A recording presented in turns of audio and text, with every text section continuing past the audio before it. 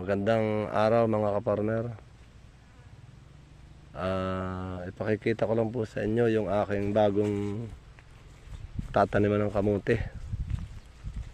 Ito po, ang target ko po ngayong buwan na to 6,000 puno ng kamote.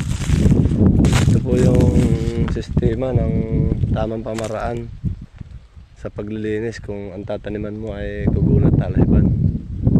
In-spray ko po muna yan ng pamatay damo. Pagkatapos ko pong ma-spray ng pamatay damo, saka ako ginalas cutter. Pagkatapos po ng pahakwat ko. Tapos yung mga punong kahoy na yan, ang ginagawa ko po, ito, pinahuhukay ko para pag mamakina walang sagabal. Kaya ano, sipag ng mga bata. Yan, katulad nito. Okay lang yan. Ano yan? Okay na yan? EJ? Sige. Ano, hindi ka ba nahirapan dyan paghuhukay? Hindi ka nahirapan dyan paghuhukay? Hindi naman po masyado. Ayos yan po. Sige, angatin mo nga kung okay na. Aba, okay nga ah. Ito. Ganito mga kaparmer ang ginagawa.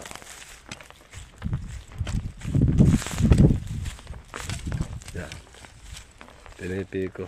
Tapos babartahin. Yan, kasimple. Kahit yung maliliit, babanatan niya. Yung bang malaki na yun, hindi na abutin ano? Ano? Hindi na ano? Hindi na abutin ng hilap sa ano? Kahit ito na lang, itong maliliit, ano? Itong maliliit na lang. Saka ito ay